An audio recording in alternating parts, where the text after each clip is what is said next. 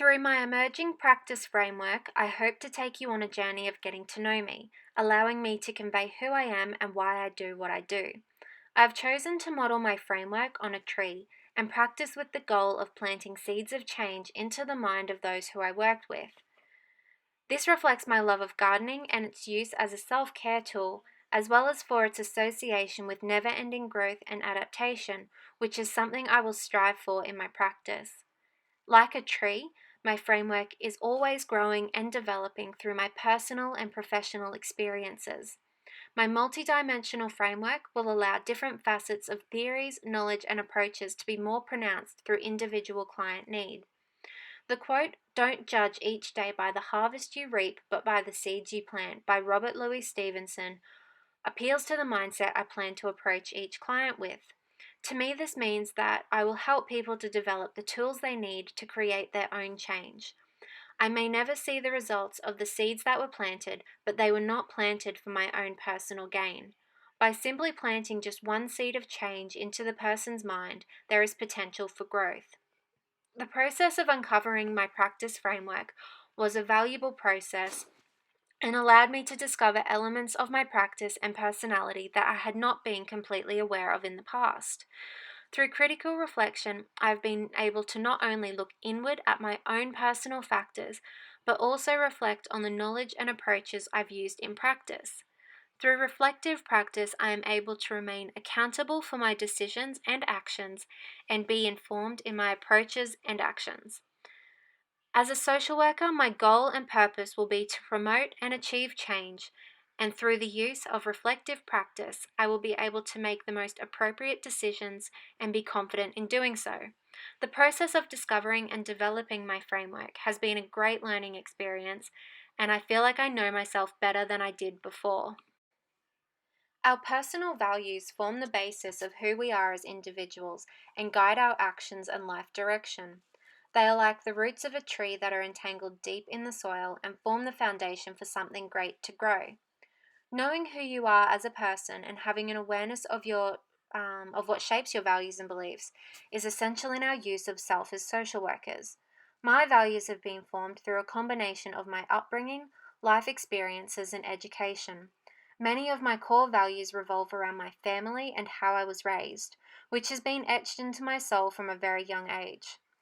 I was fortunate enough to be raised by a loving family. My parents have been married for over 30 years and I have two younger siblings.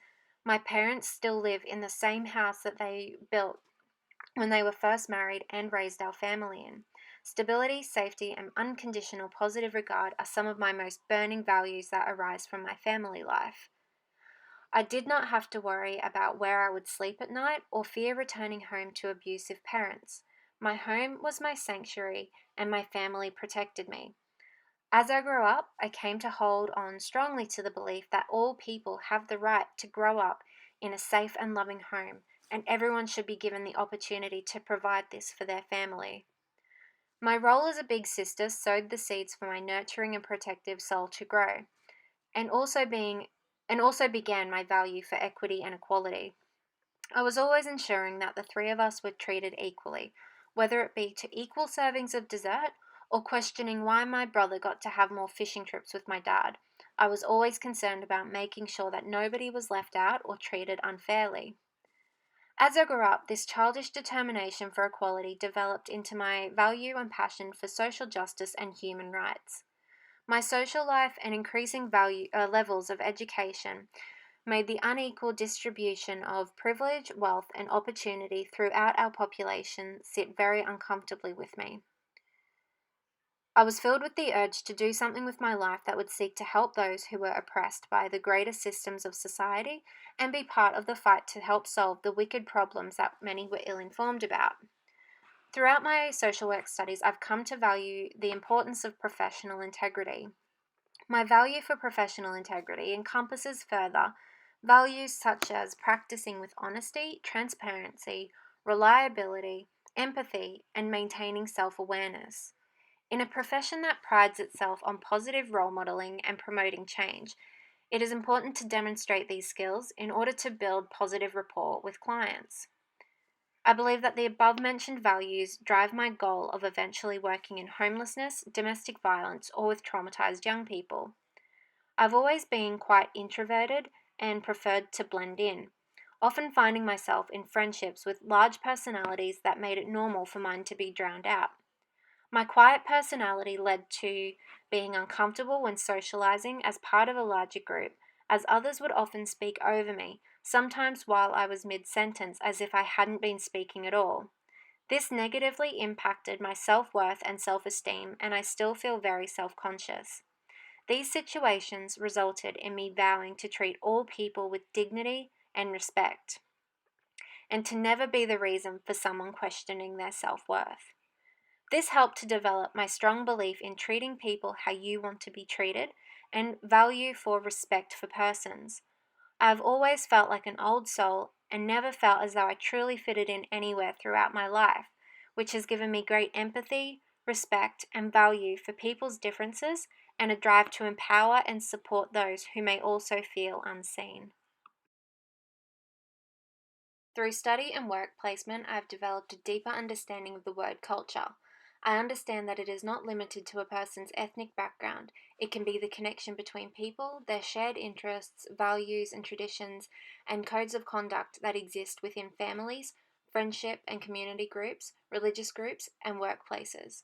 Respect for culture comes from respect for persons and understanding that while we may not identify as part of another culture or understand or agree with certain elements, that does not mean it is less deserving of existing or that others are wrong for following it. When discussing culture in regards to Aboriginal and Torres Strait Islander culture, it is important to understand intergenerational trauma and the effect of disconnect from culture and country, and how this impacts Indigenous people on a different level to non-Indigenous Australians. I hold Indigenous culture in great esteem and have continuously grown more captivated by their history and the remarkable knowledge they had. This has grown through study and holidays focused around visiting significant Aboriginal cultural sites around Australia. As a social worker, I will practice in a culturally sensitive way and educate others on the importance and vastness of Aboriginal and Torres Strait Islander culture and the social injustices and systemic discrimination that has overshadowed their culture since colonisation. I have worked with Aboriginal young people and their families during my most recent work placement. Many of these young people are quite disconnected from their culture for a number of reasons. However, most express an interest in wanting to learn more. I have engaged in respectful conversation by exploring who a young person's mob are and their family connections, and working towards linking them in with relevant cultural services that can provide more cultural support. I value working in collaboration with cultural stakeholders in order to provide the best possible support for Aboriginal and Torres Strait Islander people. I remain committed to learning more about Aboriginal and Torres Strait Islander people through cultural capability training and self directed learning to ensure that I practice with the utmost cultural sensitivity and respect. The Australian Association of Social Workers describes the ethical standards and guiding principles that social workers should adhere to in practice. The AASW Code of Ethics, quote, expresses the values and responsibilities which are integral to and characterize the social work profession. It is intended to assist all social workers collectively and individually to act in ethically accountable ways in the pursuit of the profession's aims, end quote. To me, an ethical social worker is someone who adheres to the AASW Code of Ethics as well as their own personal moral code. It is important to ensure that you ask questions or seek advice when making ethical decisions and think before acting on your initial thoughts or feelings. During my youth justice placement, I encountered an ethical dilemma which was a valuable learning experience. I was able to work through this dilemma by considering Chenoweth and McAuliffe's inclusive model of ethical decision making. This ethical dilemma involved a young male breaching his domestic violence order despite recently being arrested for breaching the DVO 5 weeks prior. Legally, my supervisor and I could have reported this to the police, as the young girl involved was seen by both of us in the house. This young person had committed a violent assault on this young girl in a shopping centre, as well as other incidents, including a non lethal strangulation, and he showed no remorse. He would often make remarks such as, "She needed to be taught a lesson, and it wouldn't have happened if she didn't say things that made me angry." Youth justice prides itself on gaining the trust of young people and creating a safe space where young people do not need to be worried about being reported to the police. By reporting it, we would risk losing this young person's trust and potentially causing him to disengage from youth justice or go to jail, or put the young girl at risk by causing him to lash out angrily at her. My supervisor and I sought the advice from DV specialists connected to youth justice. Together, we decided not to report it to police. However, we alerted the police that the two were in contact. The police arranged to do regular patrols of the young man's unit complex in case the young couple were seen out together. While I could see the positive aspects in this decision, I still do not feel comfortable with the situation. It is my own personal feelings of disapproval towards domestic violence and this young man's perpetrator attitude that made me initially want to report the situation to police. I realized this and ensured that I thought the situation through logically and weighed up the pros and cons before acting. My strong value base drives my passion for social work and creates the basis for my thoughts and actions. Just like a trunk supports the tree, it is my knowledge and skills that support and inform me in my social work practice and also my daily life. There are a vast range of factors that have influenced my skills and knowledge, which is important for extending your scope beyond the bias of personal experiences and observations. My value for ethical practice, as discussed previously, will require regularly referring to the AASW Code of Ethics. By establishing the foundation for ethical social work practice, the Code of Ethics will support and guide me in my practice. My values for social justice, respect for persons, and professional integrity are upheld by the Code of Ethics, which further reinforces their place in my practice approach. I believe that teamwork in the workplace and collaboration with stakeholders will be an important factor in my practice. At my youth justice work placement, I was lucky enough to see the positive impact that open communication between stakeholders can have when tailoring intervention plans for young people. Through discussion, stakeholders were able to ensure that they were not overlapping in their work with the young person or unknowingly contradicting another stakeholder. Through this cooperation between stakeholders, the young person was supported to engage in their education and attend reporting sessions. One stakeholder was a school guidance counsellor. She realised that the young person had not attended his weekly reporting session with Youth Justice and transported him to the office. My supervisor, in turn, would have discussions around the importance of attending school that resulted in the young man arranging a flexible school timetable with the guidance counsellor.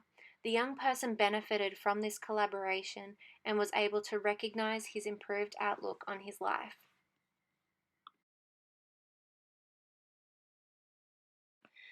Another key piece of knowledge that will support me through my social work practice is evidence based practice. Evidence based practice will ensure that my actions and thoughts are based on evidence in order to increase reliability. This will ensure that I am eliminating personal bias or incorrect information and allowing for evidence to guide intervention plans, discussions, and lead to more positive outcomes.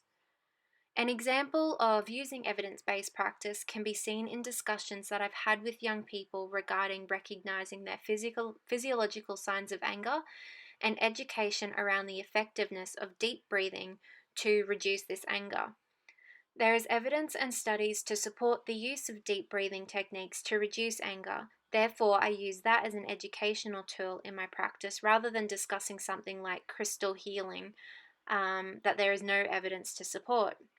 These conversations have appeared to have a positive impact on young people, and some have reported that they were able to recognize their bodies responding to anger before they lashed out violently, leading them to being able to remove themselves from a triggering situation or taking deep breaths to calm themselves down. I believe that trauma informed practice is extremely important, and being trauma informed will have a major influence on how I practice due to understanding the impacts that trauma can have on a child's development and how it shapes their current attitudes and behaviors. In my placement experience, I heard young people say that it was their first instinct to punch someone when angry because this violence has been normalized by seeing their father behave violently towards themselves or their mother and other siblings.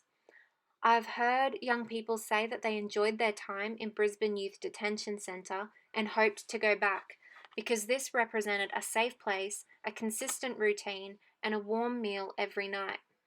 This stability in their lives was so absent that young people looked forward to being incarcerated. When working with these children, I never once had the mindset that they were bad kids. I always considered what experiences they must have had for them to think that this behavior was normal or for them to have such poor emotional regulation.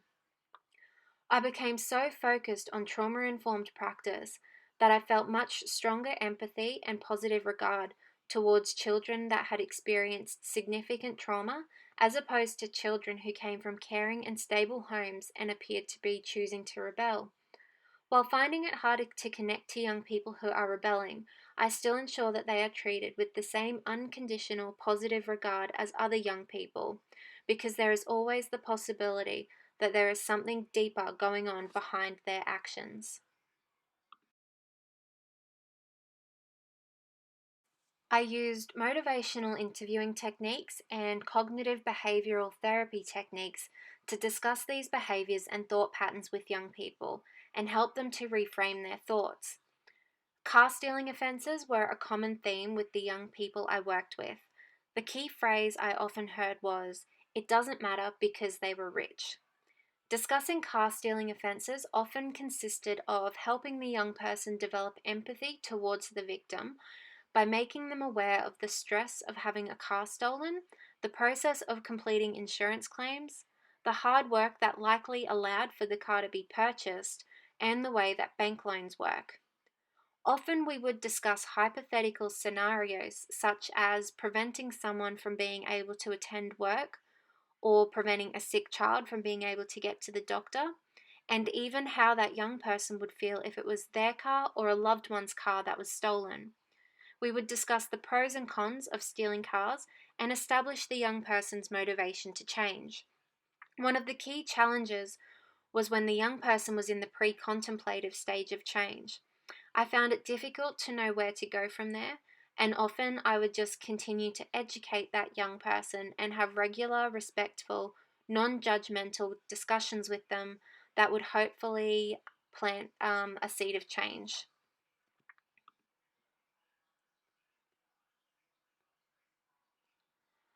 I'm committed to self improvement both on a personal level and through ongoing professional development.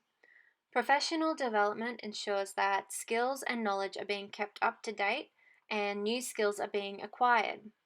Some of the ways I can commit to professional development would be to subscribe to professional journals and publications, attend training sessions and workshops, continuing to utilize critical reflection, and engage in further study. Another way to continuously improve my practice and keep me accountable as a social worker would be to engage in professional and peer supervision sessions. This would allow for critical reflection and analysis of my practice, as well as receiving advice and knowledge from experienced practitioners. Social work theory underpins most of our instinctive responses to working with clients, allowing us to have a deeper understanding of complex presentations and navigate our responses with confidence. Theories and their approaches give us an organized system for deciding on what courses of action to take.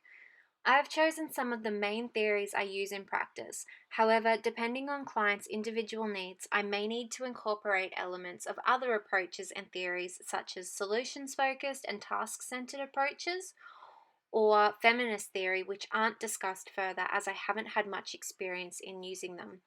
Regardless, my practice will always be tailored to the individual.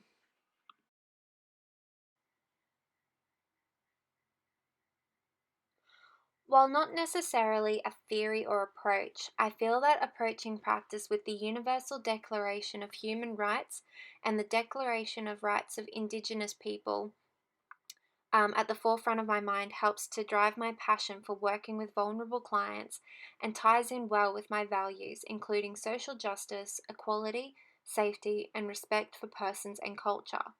I strongly support all of the articles outlined in both the original declaration as well as the Indigenous Peoples Declaration. The AASW Code of Ethics supports human rights practice, which further cements it as an essential part of my practice.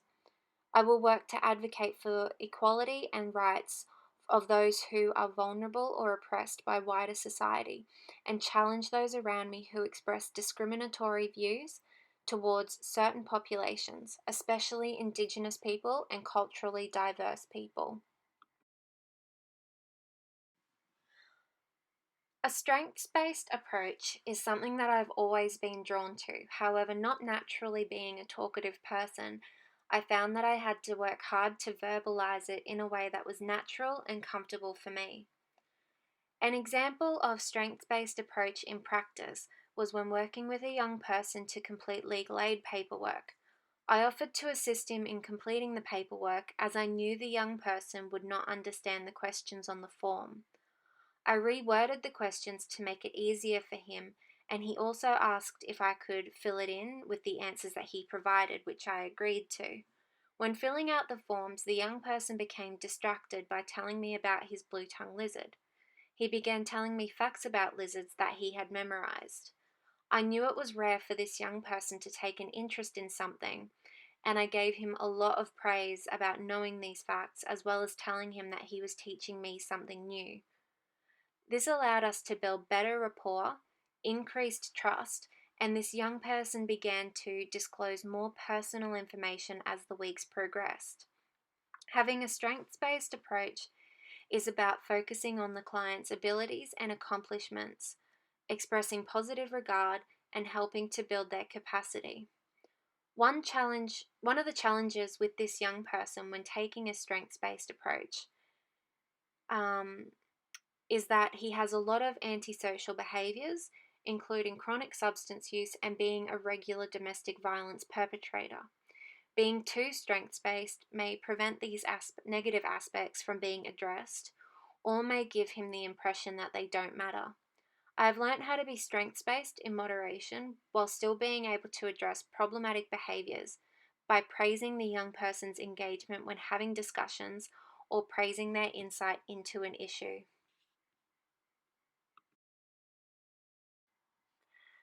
Through study and experiences during work placement within government departments, I've come to develop an approach that is in line with critical social work theory. I can identify social injustices and inequality that is created through different organizational systems and resource distribution. I feel a strong commitment to working alongside those who are oppressed and marginalized by the systems in which they live, which is in line with many of my values, including equality and equity, social justice, and support for basic human rights. The most prominent feature of my critical social work approach is my strong anti oppressive values that I have demonstrated in my practice. I've worked alongside oppressed individuals and observed how social, economic, and political systems have influenced their inequality and inequity. In practice, I have been conscious of power imbalances that exist between human service professionals and those accessing these services, and I have worked hard to ensure that I do not emphasize these power differentials. Examples of using this approach in practice include mirroring communication style, hiding ID badges, dressing casually, and empowering individuals by respecting their right to self determination. An example of anti oppressive practice that I was involved in was advocating for a young person who identifies as lesbian to have her weekly face to face reporting requirements reduced to fortnightly phone reporting due to her effort in complying with her probation order and refraining from reoffending. One of the key challenges that may arise from taking a critical social work approach would be trying to maintain anti-oppressive practice within oppressive macro systems. I have observed this situation within government organizations that are built on strict laws, legislation, and policies, which can make it difficult to advocate for social justice and equality for those minority groups who are oppressed by these systems. The application of systems theory is something that I've valued since the day I learnt about it. It is important to understand that people do not exist within isolated, static bubbles. They are part of dynamic systems that surround them, which can have major impacts when disrupted. My years of tertiary study have led me to develop a holistic lens and understand the importance of exploring deeper than just the issue itself. My previous degree in public health gave me a good knowledge on how the social determinants of health and socioeconomic factors impact disadvantaged communities. Many disadvantaged people can fall into crisis quickly through Centrelink or accommodation issues, making them challenging issues to solve due to the systems needing to be navigated. I have witnessed the benefits of outreach work through seeing a person's living environment and meeting other residents of the household. It can also be useful to understand the young person's peer network and influence they may be having. The main reason I use systems theory is to create a picture of that person as a whole and better understand the reasons for their current presentation. While sometimes the boundaries of a system can be difficult to clarify, the basis for me is understanding that an individual has many external factors impacting on them, and change in one area will inevitably lead to change in another. To top off my practice framework, I will reflect on the broader issues that impact social work. These factors will sometimes provide shelter and security to my practice and the individuals I work with, while other times creating shade where growth cannot occur. I understand the way government legislation can oppress individuals and have actively sought ways to work anti oppressively within this legislation, as mentioned when I discussed critical social work theory. As a social worker on the ground level, it may seem impossible to create wide scale change at a government or policy level. While this can be disheartening, it is important to maintain focus on the impact you can make on an individual level. Advocating for change is a very popular topic in recent times, and for good reason. It shows us that as individuals, our voices may never be heard, but as a group, we can raise awareness to make people listen. This is evident with the recent Black Lives Matter movement that has people so divided. These protests are being broadcast all over the world, and people are listening and talking about it, which is exactly what is needed in creating change. Without the power of protest and fighting for human rights, women may have never been allowed the rights that they have today, and Aboriginal and Torres Strait Islander people may have never been considered citizens of their own country. Social media is another area that has people divided, including myself. Social media allows for many unverified pieces of information to be circulated. It allows for people to become lazy in gaining information to support their opinions and has negatively impacted interpersonal communication and respect for differing views and beliefs. However, there are positives, such as the ability to use social media as an advocacy tool to promote social change and raise awareness of the relevant issues in society. I'm not personally one to use my social media for promotion of social issues. However, I'm completely supportive of the individuals and organizations using social media to raise awareness. Something else to consider is the emergence of neoliberalism. This may be seen as an issue placing vulnerable communities at risk of further disadvantage by movement towards privatization and away from welfare states. Forcing vulnerable people to pay for access to essential services such as healthcare may push them into poverty and having to choose between healthcare and putting food on the table. There are many non government community organizations that fight to help provide financial relief to disadvantaged individuals through emergency food hampers and clothing donations. At Youth Justice, we provided vouchers for young people to participate in sporting activities and even bought young people new mobile phones, clothing, and paid for public transport costs. These small subsidies will make a difference to disadvantaged groups, especially if neoliberalism becomes the new social norm. Being aware of these wider impacts is important in knowing how to support clients and achieve positive outcomes. Thank you for taking the time to listen to my practice framework presentation. I hope it gives you good insight into who I am as a person and who I will be as a social worker.